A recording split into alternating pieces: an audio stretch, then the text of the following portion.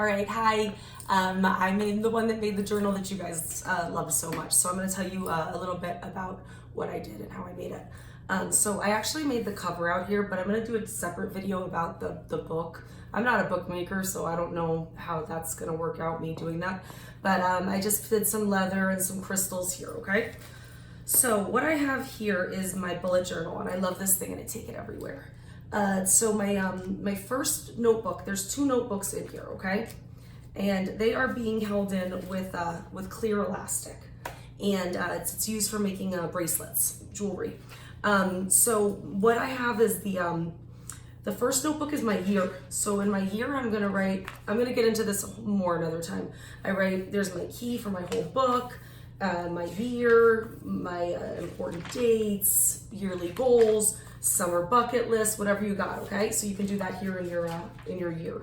I also use it to draw things too when I feel like drawing or writing little poems or whatever. After that, my monthly is the one that I replace every single month. So that's gonna be this part here is my monthly. And I use the Rhodia, R-H-O-D-I-A journals. I really find them really nice. The pages are super white and they're thick. My pens don't go through them, okay? The pen I use for everything is this Sharpie one. It's the ultra fine. And my favorite thing about this pen is that they're affordable and I can buy them everywhere. This is the one I use. I use them all the time. I use them up, I toss them out. They're my faves, okay? And they don't smear, and I'll tell you about my smearing in a minute, you'll see what I mean. So this is my cover page, my October, and I wanted to do a Day of the Dead theme, but I didn't want to do like neon flowers and like all that stuff. Of course I wanted to, but I'm 39, so I want to be a little bit more sophisticated. But that's, not that there's anything wrong with that, or being, I do act kind of young for my age, but in my brain, I just wanted to do something a little more grown up, right? So that's kind of what I focused on here. I actually found this bag at Staples. My Staples was going out of business. Cha-ching. So I got a bunch of stuff, but I found this gift bag that was on sale for 49 cents, okay? And I thought, ooh, that looks good. It looks spooky. So I drew this skull here on my regular bullet journal paper and on my first page, but I probably drew it a couple times and had to keep ripping out and gluing and ripping out and gluing because I'm not really a great artist. I have a really beautiful idea in my head, and when I go and I put it down on paper, it does not come out the way it came out of my head, and it makes me crazy. I've taken art lessons, I've taken classes, and I'm okay, but I'm around art a lot, and I get, I feel like unless I dedicated my all to it, I'm never gonna be like that good at it, which is fine, and I'm fine with that. So I understand my limitations. So I'm really okay with that. I have a lot of good skills, and just because I'm not a fine artist, like that's okay with me. But I still like to draw and have fun. So I drew this guy here, and I used some stencils up here, and then I shaded it. I wasn't even planning on shading it. I don't even know about shading, but I shaded it, and it came out really cool. So I have tons of mistakes, okay? If you can see them in here, there's tons of mistakes where I had to keep cutting. I cut this with the X-Acto knife mostly.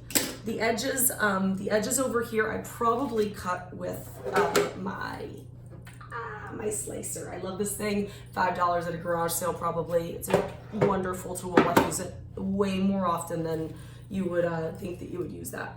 So that's that. So my next page is my gratuity page. So what I did for this one is I don't know where I thought of doing this with the spooky tree, but I'm really happy I thought of it. And I cut this out of black cardstock.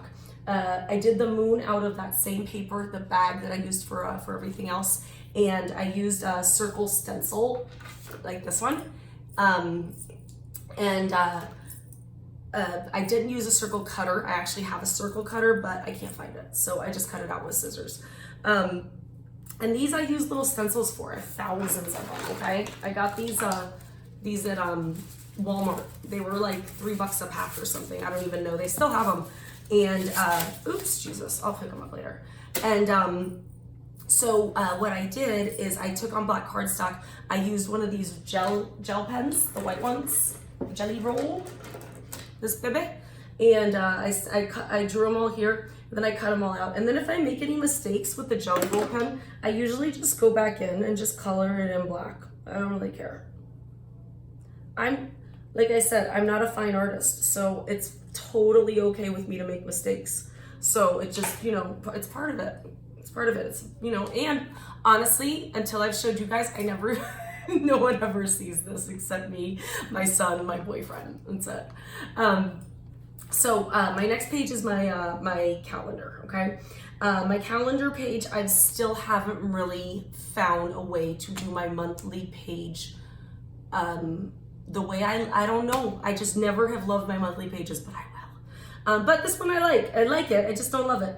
So so what I did for this one is I put this piece of paper in half, cut out the square in the middle, laid it down, did the sides with the slicer, and then you have to measure out your days for your month. It's very annoying. And I'm horrendous with markers, okay? You're gonna see smudges everywhere. And this is because I hold the pen funny. I hold the pen like this. So my whatever this part of your hand's called, smudges it up. So it's been a problem since like elementary school. So that's, I do make a lot of mistakes like that. But when I make mistakes after it's dry, this one I actually had to put in a whole new piece of paper and glue it on because it was so messed up. I messed up here too. So I put this flower over it, but I also use this white paint pen, and I'll go in and I'll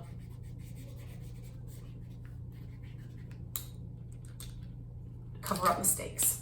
You can also use white out, okay? So this I did on a black cardstock up here, right? So this is the regular bullet journal papers behind it, which is good because you can measure, okay? And next, I have my October goals. I don't want you guys to read all these. This page, I wanted it to stand out a little bit. I wanted to keep looking at it.